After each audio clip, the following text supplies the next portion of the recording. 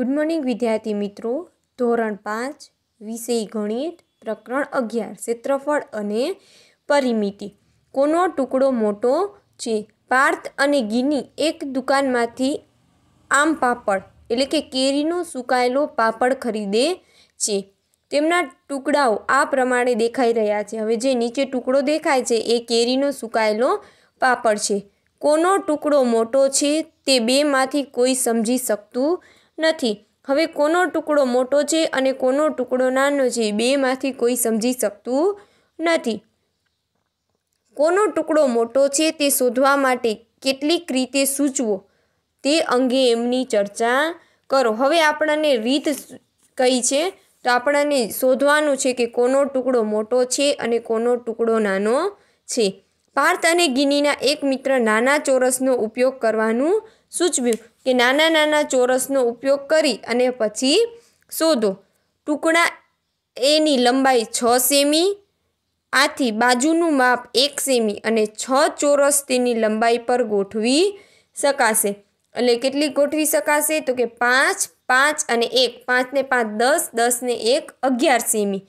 ટુકડા એની પહોળાઈ 5 સેમી છે. ટુકડો એ છે એની પહોળાઈ કેટલી છે? 5 સેમી છે. આથી બાજુનું માપ 1 સેમી હોય તેવા 5 ચોરસ તેની પહોળાઈ પર ગોઠવી શકાશે. એટલે એક ચોરસ સેમીનું બોક્સ બનાવવાનું છે અને પછી એને ગોઠવવાના છે કે એ કેટલા બોક્સ છે એને ગોઠવી શકાશે. હવે તમે શું કરજો, એક સેમીનું બોક્સ હોય એને આ બોક્સમાં મૂકવાના છે. બંને પાપડમાં એક છે ચોરસ અને બીજો છે લંબચોરસ અને પછી એ બોક્સને ગણજો. 1 સેમીનું જે બોક્સ છે એને ગણજો. જેનો વધારે હશે એનો પાપડ મોટો.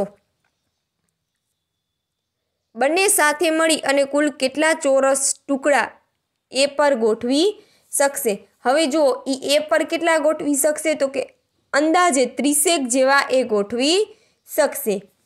ટુકડા એનું ક્ષેત્રફળ કેટલું હશે? જો 30 ટુકડા ગોઠવી શકશે તો 30 ચોરસ સેમી. એ જ રીતે બીનું ક્ષેત્રફળ તો તમે બી ઉપર જોશો તો એ છે એ 33 ટુકડા છે એ ગોઠવી શકે છે. કયો ટુકડો મોટો છે? હવે તો ટુકડો બી એ ટુકડા એ કરતાં 3 ચોરસ સેમી એટલે કે 3 બોક્સ જેટલો મોટો છે. માટે બી ટુકડો છે એ મોટો છે. કેટલો મોટો છે તો કે 3 ચોરસ સેમી. એટલે કે 3 ટુકડા આપે જે નાના ટુકડા કાપ્યા હતા 1 સેમીના એમ 3 ટુકડા મોટો છે એટલે 3 ચોરસ સેમી. એના પછી છે ટપાલને ટિકિટ વડે ઢાંકો. આ ટપાલ ટિકિટનું ક્ષેત્રફળ 4 ચોરસ સેમી છે.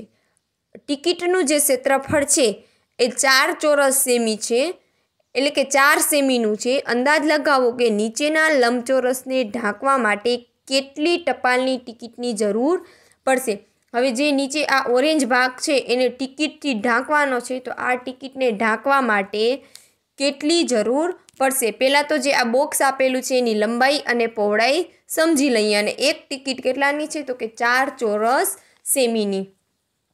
તમારું અનુમાન ચકાસવાનું છે. હવે પીળા રંગના લંબચોરસની બાજુઓને માપો. તે ખાલી જગ્યા સેમી લાંબી છે. એ કેટલી સેમી લાંબી છે એને માપવાની છે તો અંદાજે 14 સેમી એટલે કે 14 સેમી છે એ બોક્સ છે એ લાંબુ છે. તેની લંબાઈ પર કેટલી ટિકિટ ગોઠવી શકાશે? તો જુઓ એની લંબાઈ કેટલી છે તો કે 14 સેમી છે. ટિકિટની લંબાઈ કેટલી છે તો કે 2 સેમી છે. હવે એને ભાગો. 14 ભાગ્યા 2 એટલે કે 7 ટિકિટ છે એ આવશે. એટલે કે જુઓ ખરેખર ટિકિટ કેટલાની હતી તો કે 4 સેમી પણ આપણને એની લંબાઈ માપવાનું કીધું છે. કેટલી? લંબાઈ કેટલી છે એની? 2. તો 14 ભાગ્યા 2 લંબચોરસની લંબાઈ 14 સેમી અને ટપાલ ટિકિટની લંબાઈ છે 2 સેમી એટલે 14 ભાગ્યા 2 એટલે કે 7 સેમી. લંબચોરસની પહોળાઈ કેટલી છે? હવે એની પહોળાઈ માપવાની છે. એ કેટલી છે તો કે એની પહોળાઈ છે એ 8 સેમી છે. તમે સ્કેલથી એને માપી શકો છો. તેની પહોળાઈ પર કેટલી ટિકિટ ગોઠવી શકાશે? તો જો એની પહોળાઈ કેટલી છે? 8 અને ટિકિટની પહોળાઈ કેટલી છે તો કે 2. તો 8 ભાગ્યા 2 એટલે કે 4 સેમી. આ લંબચોરસને સંપૂર્ણ ઢાંકવા માટે કેટલી ટિકિટની જરૂર પડશે?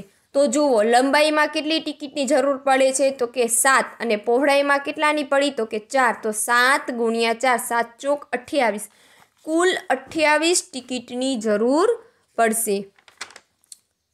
લંબચોરસનું ક્ષેત્રફળ કેટલું થાય? ખાલી જગ્યા ચોરસ સેમી. હવે છે લંબચોરસનું ક્ષેત્રફળ કેટલું થશે તો લંબચોરસનું ક્ષેત્રફળ શોધવા માટે લંબાઈ ગુણ્યા પહોળાઈ. એમની લંબાઈ છે 14 અને પહોળાઈ છે 8. 14 8 112 ચોરસ સેમી. હવે યાદ રાખજો સૂત્ર, લંબચોરસનું ક્ષેત્રફળ લંબાઈ ગુણ્યા પહોળાઈ. ક્ષેત્રફળ શોધવાનું સૂત્ર છે લંબાઈ ગુણ્યા પહોળાઈ. લંબાઈ હતી 14 અને પહોળાઈ હતી 8. 14 8 112.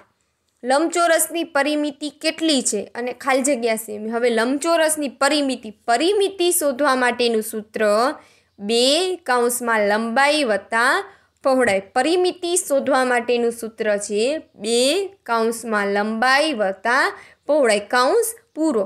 હવે 2 આપણે લંબાઈ કેટલી છે 14 અને પહોળાઈ છે 8. તો બંનેનો સરવાળો કરશું એટલે 14 + 8 એટલે આવશે 22. એને ગુણ્યા 2 કરશું એટલે આવશે 44. હવે યાદ રાખજો કે આ 2 છે એ સૂત્રના છે. આપણે ક્યાંયથી એ 2ની રકમ છે એ ઉપાડી અને અહીં લખી નથી. ક્ષેત્રફળનું સૂત્ર છે લંબાઈ ગુણ્યા પહોળાઈ અને પરિમિતિનું સૂત્ર છે 2 કૌંસમાં લંબાઈ વત્તા પહોળાઈ. આ તમને 2 સૂત્ર છે એ સરસ રીતે યાદ રહી ગયા હશે, જે આપણે ચોથા ધોરણમાં પણ શીખી ગયા હતા. Thank you.